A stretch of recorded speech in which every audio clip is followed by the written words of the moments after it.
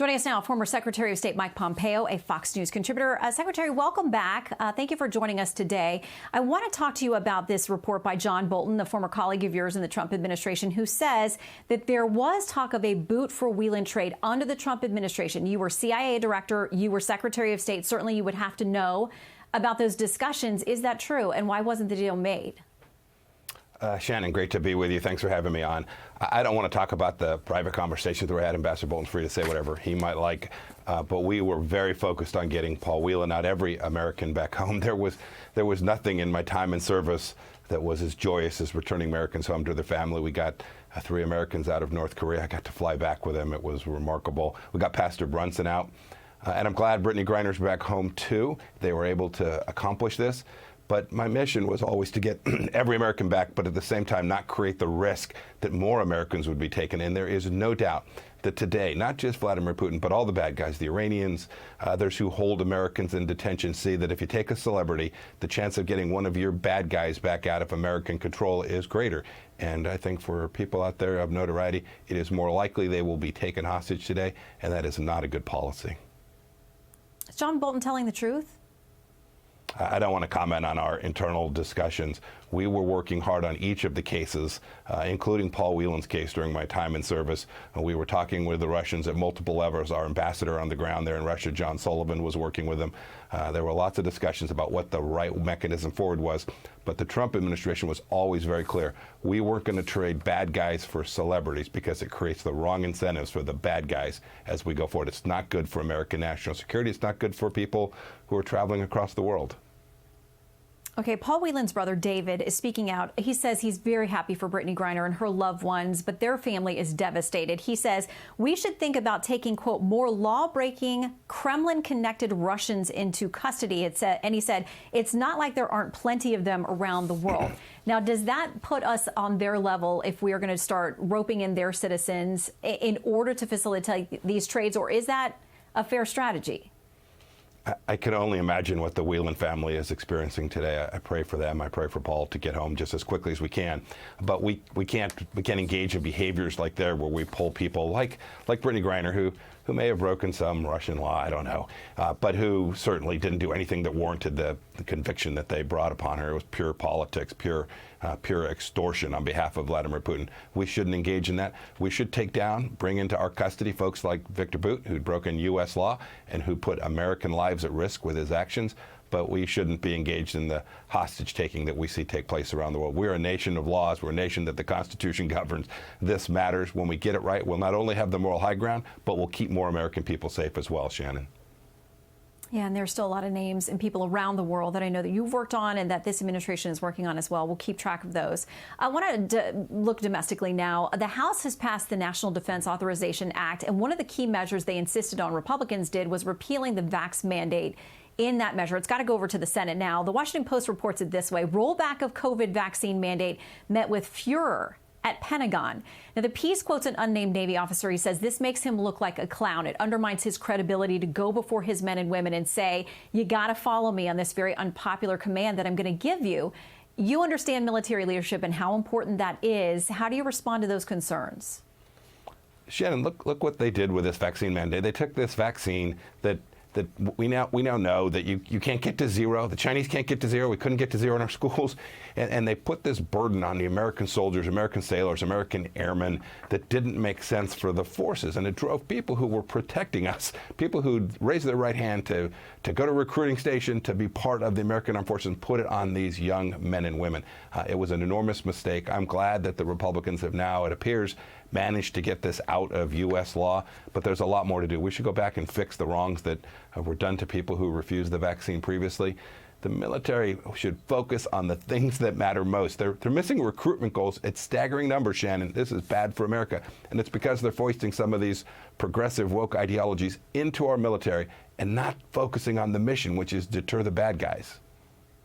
And there are plenty of them out there. Let's talk about China. They have been on the radar for a long time. Certainly were during your involvement in the Trump administration. They are now. President Xi, post-COVID, at least whatever version they have of post-COVID there in China, is definitely out there making the rounds. He's meeting with leaders, having conversations, Germany, Egypt. He was out in Saudi Arabia this week. The headline from Foreign Policy is, Xi's Saudi visit shows Riyadh's monogamous marriage to Washington is over. How concerned are you about him developing these relationships with places like the Saudis, which obviously we have a lot of things we could discuss with respect to their relationship with the U.S., but Xi wants to, it seems, horn in on that.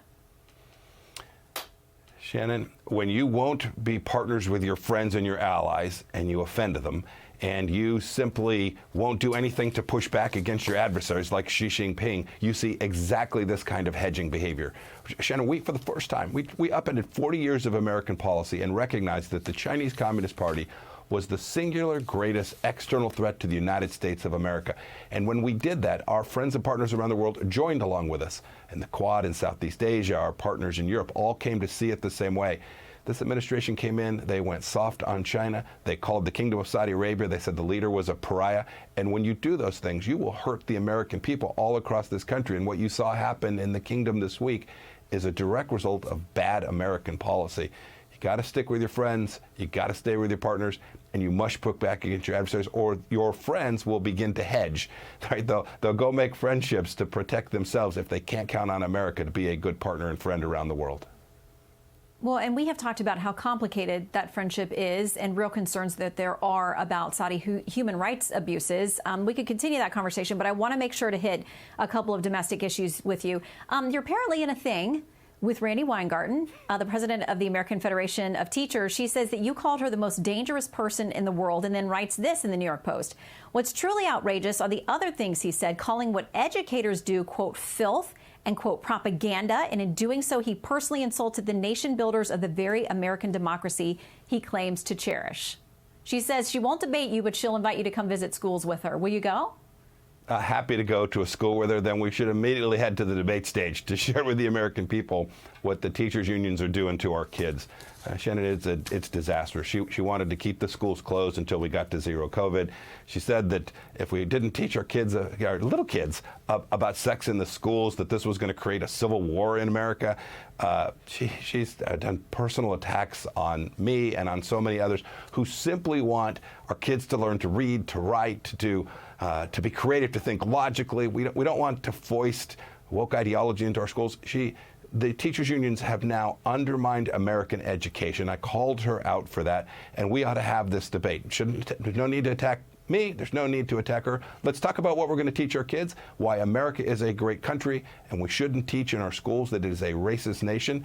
Happy to have that debate and happy to tour a school. My son went to public school. My wife is a Wichita State graduate. I'm a product of public education. Happy to go to a school, be with her, and then share with the American people why it is what the teachers' unions, and Randi Weingarten in particular, are doing to our kids. Okay, so we've brokered the school visit, and if you guys want to debate afterwards, we'd be happy to host that as well. Okay, you tweeted this on Thursday. As I've said before, I'm tired of losing. So are most Republicans. It's past time to show voters that we're ready to lead. This comes after the loss of the Georgia Senate race that was ongoing. Who do you blame for the losses, and are you raising your hand to be the new leader of the Republicans heading into 24? Well, I hope every conservative will want to be leading what is the grand old party, the GOP. We lost too many races. We had candidates that wouldn't defend the things that mattered most.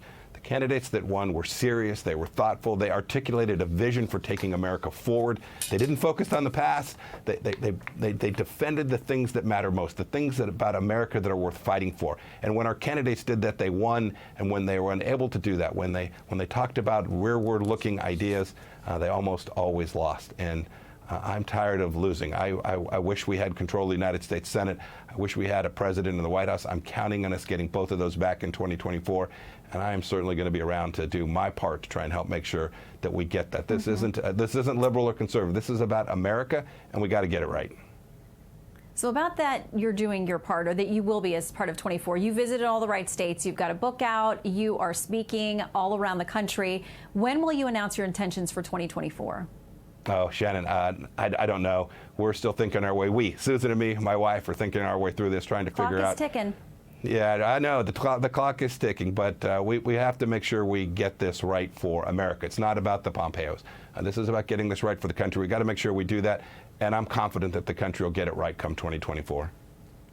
What's your timeline? Sometime in the spring, Shannon. You'll know. On a Sunday, right here on Fox News Sunday. All right, Mr. Secretary, thank you for joining us. Thank you, ma'am. Have a good morning. I'm Steve Doocy. I'm Brian Kilmeade. And I'm Ainsley Earhart. And click here to subscribe to the Fox News YouTube page to catch our hottest interviews and most compelling analysis.